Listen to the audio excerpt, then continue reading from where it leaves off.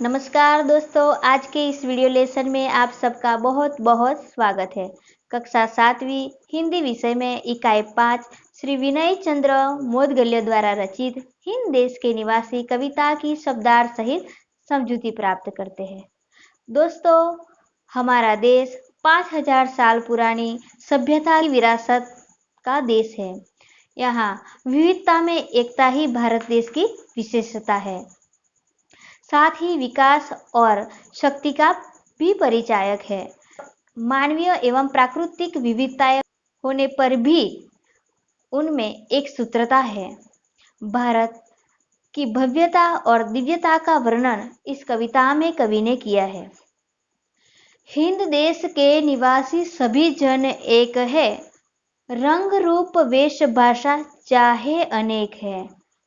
हिंद यानी हिंदुस्तान, भारत आर्यव्रत, निवासी रहने वाला, सभी सब, जन यानी लोग,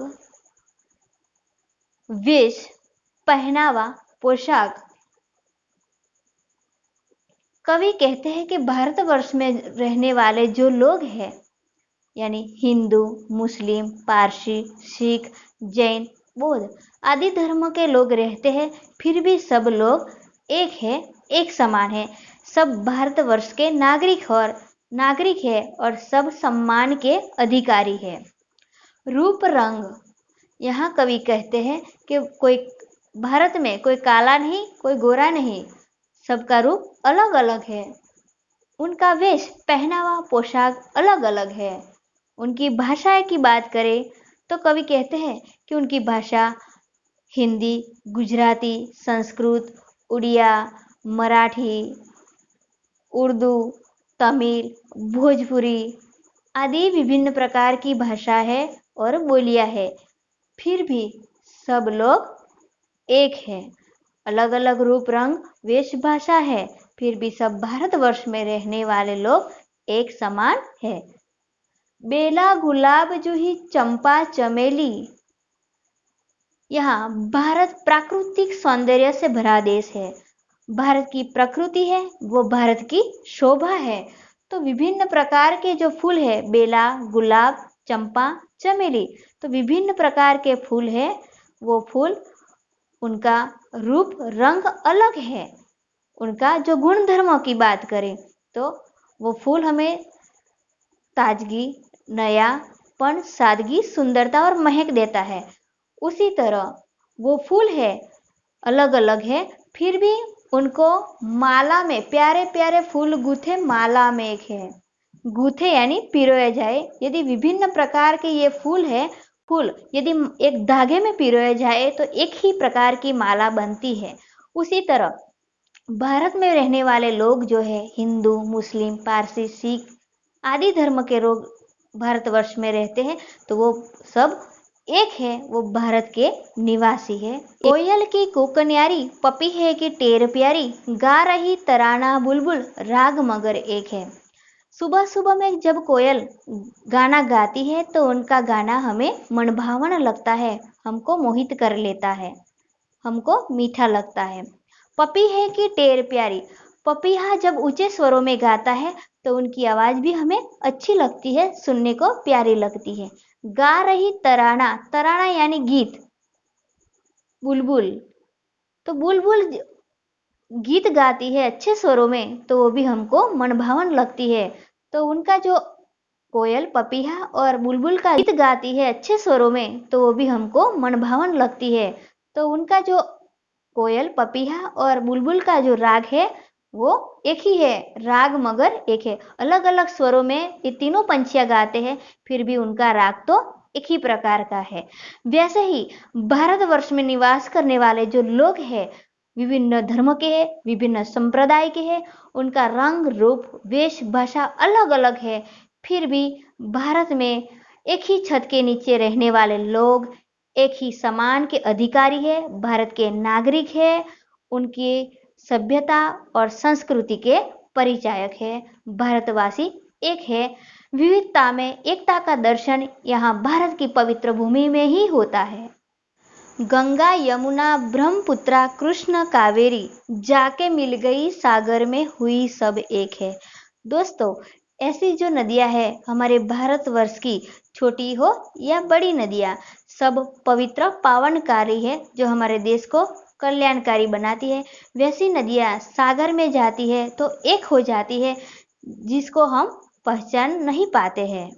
इसी तरह कवि यहाँ कहते हैं कि भारत में विभिन्न धर्म के लोग हैं। हिंदू, मुस्लिम, पारसी, सिख, जैन आदि धर्म के लोग भारतवर्ष में रहते हैं।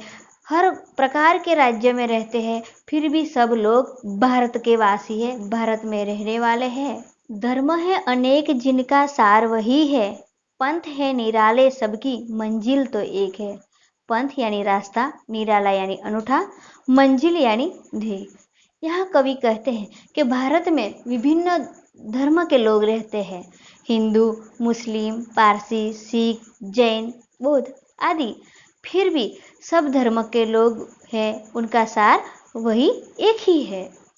पंथ है निराले, विभिन्न संप्रदाय वाले लोग हैं। कोई राम, कोई रहीम, कोई अल्लाह ईश्वर को मानते हैं। विभिन्न धर्म ग्रंथ है, बाइबल, महाभारत, रामायण, कुरान आदि। सब ग्रंथों में अलग अलग धर्म की बात की गई है, फिर भी सब धर्म का सार तो एक ही है। सब धर्म एक ही है, सबको एक ही मंजिल पर जाना है। यहाँ ऐसा कवि हमें बताते हैं। दोस्तों, अब कविता का सारांश देखते हैं। तो इस कविता में कवि श्री विनय चंद्र मोदगल्य बताते हैं कि भारतवर्ष में जो रहने वाले लोग हैं सब एक है, और पशु पक्षी, कोयल, पपीहा और बुलबुल के दृष्टांत द्वारा कवि बताते हैं कि भारत में हिंदी, गुजराती, संस्कृत, मराठी, उर्दू, भोजपुरी, मलयालम आदि भाषाएं बोली जाती है, फिर भी सब भारतवासी साथ में रहते हैं। उनकी बोलियां भाषाएं अलग होने पर भी एक ही है। नदी के दृष्टांतों द्वारा बताते हैं कि विभिन्न प्रकार की छोटी बड़ी नदी है, फिर भी एक साथ सागर में मिलती है, हम उनको पहचानते नहीं है। इसी तरह भारत में जो रहने वाले लोग हैं एक सूत्रता में बंधे हुए हैं। फूलों के उदाहरण द्वारा कवि कहते हैं कि विभिन्न प्रकार के फूल है, एक ही माला में गूथे जाते हैं, पिरोए जाते हैं तो एक ही माला बनती है। उसी तरह भारतवर्ष में जो लोग रहते हैं विभिन्न धर्म के, संप्रदाय के, फिर भी सब भारतवासी एक है, एक साथ में मिलजुल कर भाईचारे से रहते हैं, जिसमें विविधता में एकता का दर्शन होता है।